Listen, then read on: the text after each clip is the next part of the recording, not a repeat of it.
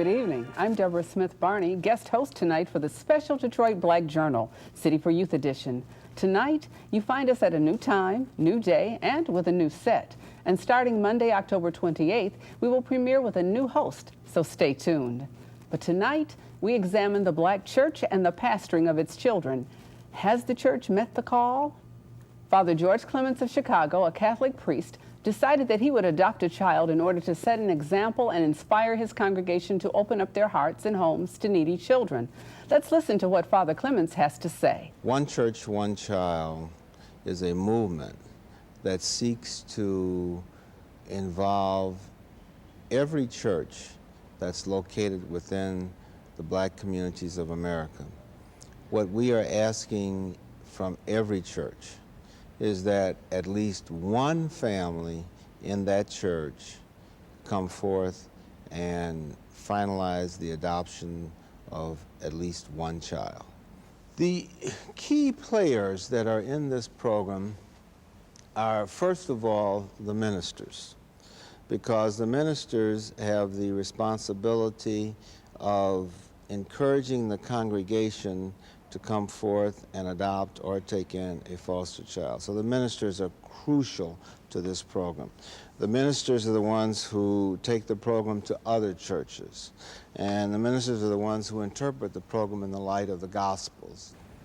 Another key player would, of course, be the social worker, the worker for the state or for the county. And they have the job of working with the ministers so that they can funnel these children through the churches into the homes of the people. And to do this, they have to have a great sensitivity toward the enormity of the problem. Another key player, of course, would be the family itself that's going to take in this child. And that family has to know that they are being involved in the most important work on the face of this earth, and that is giving a human being a chance, the most precious object on the face of this earth, giving that entity a chance to have a decent home. And then lastly, of course, the player would be the children themselves, because they are going to benefit from this. Child psychologists, pediatricians all tell us that the first years of a human being's life are the most important. And what happens in those first years are going to really tell you the bent of the life of that entire of that child for the rest of his life. And so it's very important that that child would have the security of a permanent home.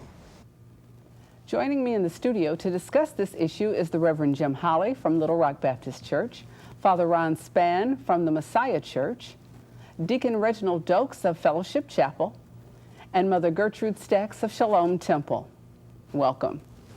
Good evening. Historically, Black folks have taken care of our own. When we came up from the South, those who were already here took us into their homes and made us feel comfortable until we could get settled. What has happened to that generosity, Mother? I think time always brings a change. And circumstances always, make our personalities change and make our lifestyle change. Circumstances will make the whole world turn around. One minute we have money, next minute we're poor. So the circumstance changes the whole time. It's simply time. The mores and the values of our society, we all know they've changed a great deal. Has the church become a victim of those changing mores, or are there areas in which the church is being victorious, Reverend Holly? Well, I think that perhaps, Deborah, is a combination of the two, and I'm not quite sure which one is really winning. We like to think, of course, that we've been victorious, but I think that we must understand that the church, which sort of, a lot of people think that we're the panacea for everything, that we have a whole lot of competition out there that we didn't have before. I think partly answering to your other question to some degree, and I hope it's not misunderstood, but I think integration has had an effect in terms of the unity that we once had, because we couldn't go across the track, because we couldn't basically integrate into a culture and into a society, and we lost a lot of our values that we really held our unit and our extension family that stayed together, and the church provided for that. I would like to think that we are victorious, but obviously we're having some problems, and I would be insulting your audience intelligence as well as yours if I try to pretend that we've done the job that God really has set out for us to do. We are lacking in that, but I think there's a reason for it, and I think it's because in the inner city we need resources. And when you talk about a city like Detroit, where you're talking about 70% of the population is on a fixed income, you want us to make something out of nothing, and it's very difficult to do that. But I think we're really working hard, and even more so now, to make a difference.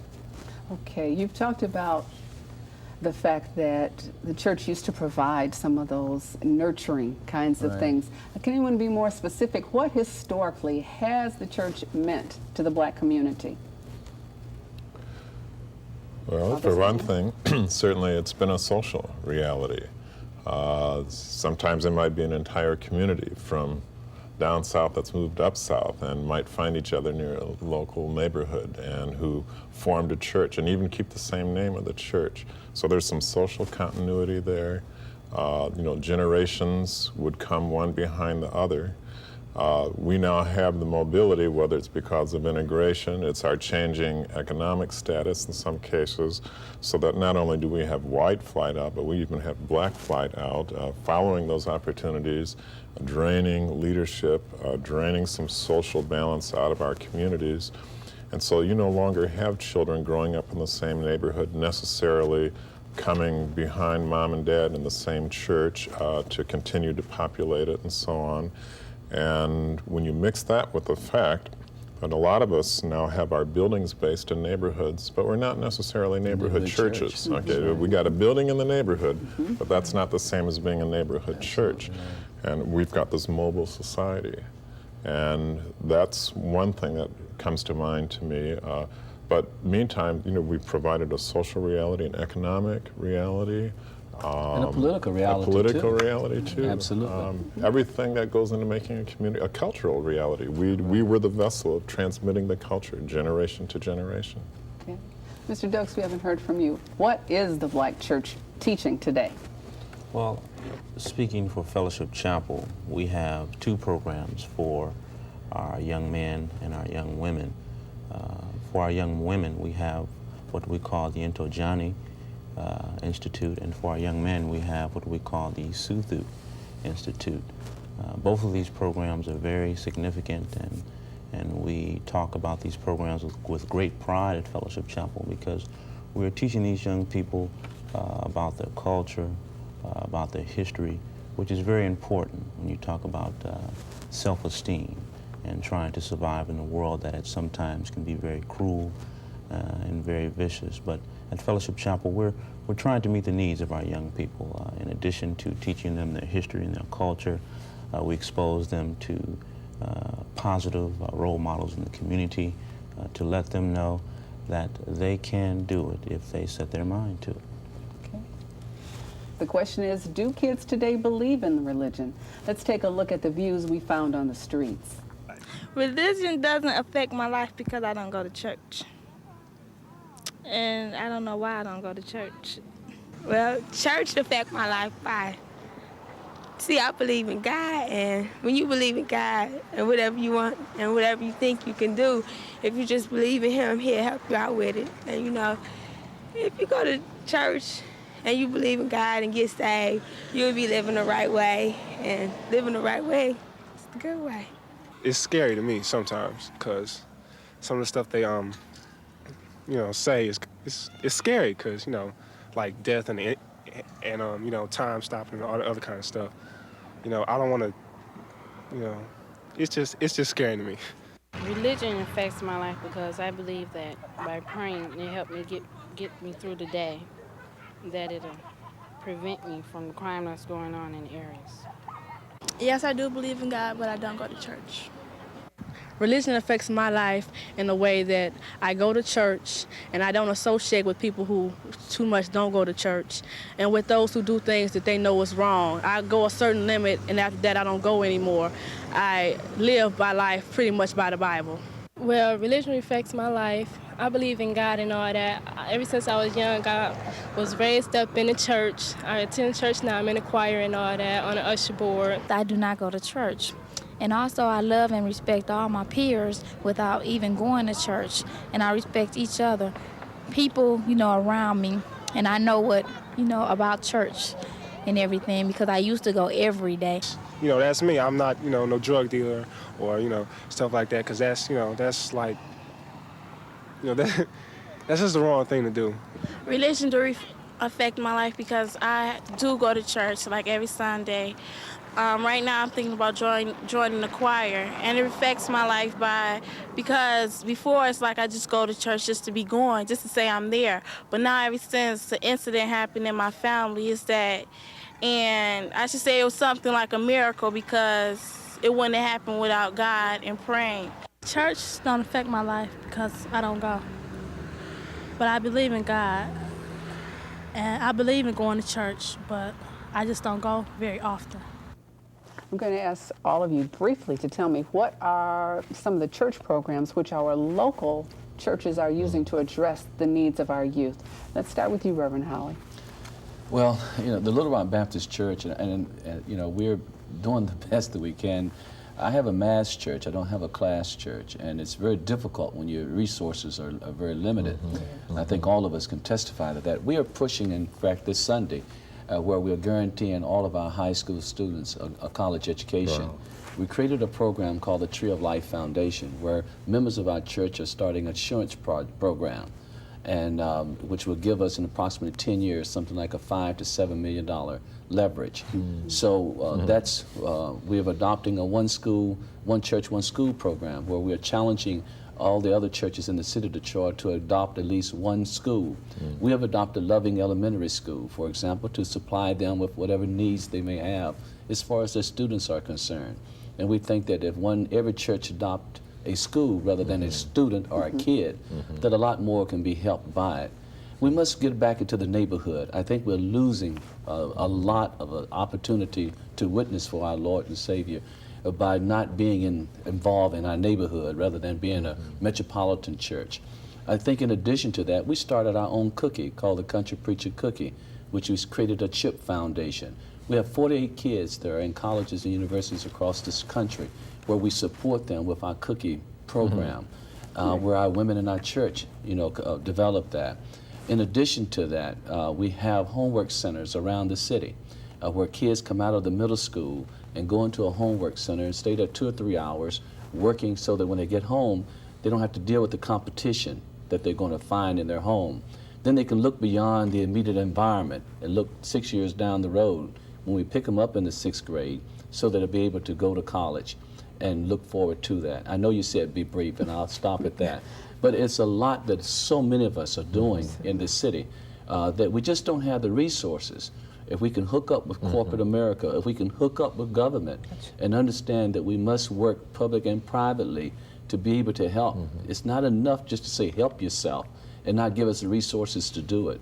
And this is the kind of things that we're trying to make a dent at the Little Rock Baptist Church. You sound wonderful. Father Span, could you tell us what's going on? We heard about some of the exciting things at Fellowship Chapel. Just in case I run out of time, let me see what's happening over here at the Messiah Church. Well, we're trying to hit the kids, especially at 2 levels, at the junior, senior level, the secondary, and then down in the elementary kids. And we have what we call a pioneer club for the younger kids so that they can be there just about every day of the week for a combination of tutorial and academic development. There's some social development in that and being together.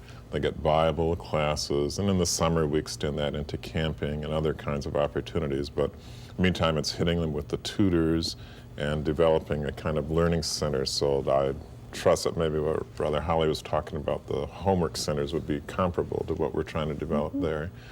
And moving with the teens, it's a similar thing where they're being developed through tutoring, through mentoring, through the social opportunity, involving them physically, turning them loose on the basketball court, again, the Bible instruction and so on. Something holistic so that we can engage the whole person. Work, economic opportunities, in the summer especially. Wonderful. Well, Mr. Dokes, as you know, we've had lots of conversation about all male academies. Tell us a little bit more about what's going on at Fellowship Chapel in terms of your focus on the black male.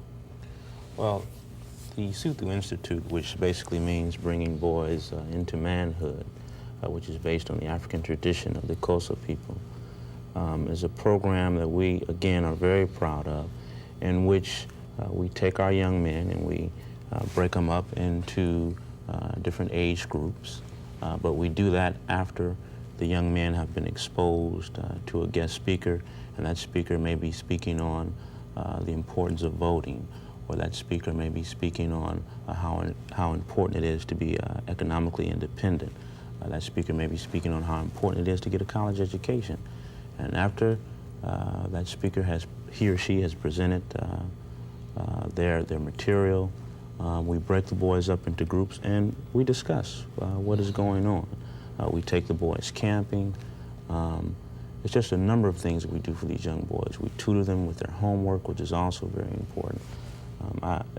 As you said, there has been a lot of talk about the male academies because it is no secret that our young black boys need all the help that they can get. You know, you go back to the Great Depression. I mean, years ago, when people really and truly didn't have anything. They didn't know literally where their next meal was coming from. And yet, they didn't have the problem of homeless children because they knew how important it was that these children all be given homes. So when somebody says to me, well, you know, Father, after all, I just can't afford to do it. And I say, how did your grandmammy and your grandpappy do it? Back there when times really were hard. Yeah.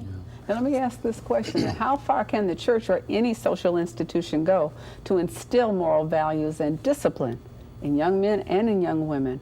Well, see, Deborah, you know, the thing about it is, and I think we have to be so careful because, you know, for every situation that happens in this country, we just can't say the church or to try to fill that bill.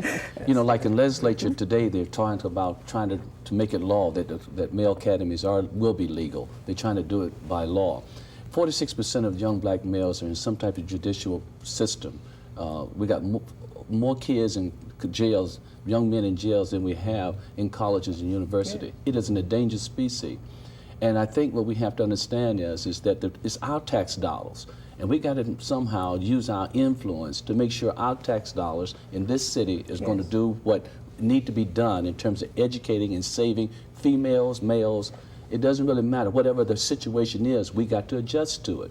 I think also that if it's necessary, several of the churches ought to start coming together and stop competing with each other. That's right. Stop basically dealing against each other and work together. If 20 of us put our money in one bank, it'll make a tremendous difference in terms of the leverage of creating or buying property or creating jobs or buying a school and putting a male academy or female academy or whatever the situation would be.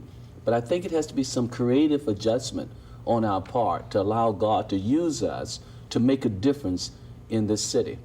And this is a day of softness. You know, you don't see that macho strength. And so there's a fear that's with young men today, and they don't know why. They don't know why they have this fear. Even when they try to, let's say I'm gonna go to college, I'm gonna go to school, but when the time to go to service or go to the army, you can see the panic. They panic because they haven't been through any of the hard, you know, the hard trials and come through yourself. They always go to mama or go to dad or go and steal it or go take it. You know, there's never was a place where they can build a strength on their own. So they have a fear. They have a sham. They have front. They have great front. This is why you see the big chain. They wear all of them. You know, wear everything. But I think we're missing also the family values that we have lost. In gaining what we wanted, we've lost what we had. And that's the family values. I mean, there are things that are happening to our families that never would have happened in my generation. I mean, just, you know, I'm in my 40s. That never would have taken place. I mean, we've lost the family values. Where having children at a teenage, there's no shame to that anymore. Or going to jail as a teenager or getting in trouble, there's no shame on the family's name anymore. It is that where the church, I think, can have a tremendous input.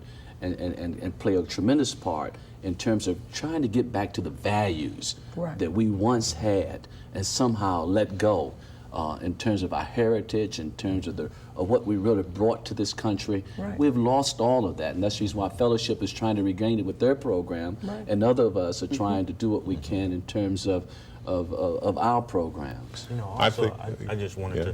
to make the point, being a young person, as you can see, to a large degree, many of us have lost that sense of to whom much is given, much is required. And that's one thing that was instilled in me as a youth in the church. When you speak of the male academies, as Reverend Holly suggested, if more churches could come together, pool their resources, their monies, and form institutions that educate our young men and our young women, we wouldn't have to be worrying about the powers that be to pull the strings to say, hey, we don't want this program to have any success. Yeah. Right. You know, so we have to be economically independent and really save our children because they are our future. Deborah, I also think, in keeping with all this, that there is a role that only the church can play. We are free to proclaim life over and against death, which is the basic spiritual value. You know, that's the basic struggle of Scripture, life versus death, resurrection over death. And like I said, it's the values and things even almost aren't going to work for us until we bring life. You can't teach good manners to a cadaver. First, you got to get it alive, and then you teach it good manners. And there's death. There's a death of spirit in our community, and I think that's the thing we can occupy uniquely to be holistic, to get to the spirit of the person, Can and then this to city develop live again? these. Can this city live again, so to speak? Yeah, you're right. We've talked about some of our younger men and younger women, but we've got a lot of teenaged and older men in prison. Yes. Let's talk about pastoring to the prison inmates. But what we created is called our Alpha program at Little Rock, where we've asked the judge for the Second Chance program, where they got a choice of going to jail or coming to the church, and they work out their reciprocity through the church program, where they have to go to school and have to attend. We have to, in other words, they spend 9 months with us. And we've seen a tremendous change with that. Obviously, that doesn't go for those who have committed, who are over 18. We're talking about those kids who are from 14 to 16 that we're trying to make a difference in. It's amazing to me when you talk about those who are in prison, we always send the worst talent that we have in our churches to do prison ministry. It would seem to me that if you got a captive audience there, that's the place that you send your trained seminarian, PhDs, your soul winners. I mean, if that's the place where the technician need to be, it ought to be there to try to make a change, because obviously you're going to have their attention for quite a while. And that, to me, is one of the things that I always see that we fail in terms of really trying to make a difference. So how do you handle that in your church? Well, we have a jail ministry, you know, and that we're very active there. And we try to work very hard. The letters we receive in terms of trying to find them work to get them back in. But they must understand it's just not having a job. It is about having a change. You've been chained, now you need to change in order to make a difference in your life. And so we work hard on that. But again, the economy doesn't help you because there's nothing out here. You understand what I'm saying? If there's no real incentive for a guy to come out and who's been trained to make license plates, and he comes out into, and there's no license plate jobs. As we know, over the last several years, there have been a lot of crises within the televangelistic community. They have seen mismanagement of funds, sexual kinds of problems with some of the big televangelists, and often these young people carry those feelings about that mismanagement over to the local community. Can they still find role models within the church? You know, and I must jump in here, because you know, the thing about it is, when I hear that, and obviously it's embarrassing to all of us, and all of us, if it wasn't for the grace of God, there's no telling where we would be.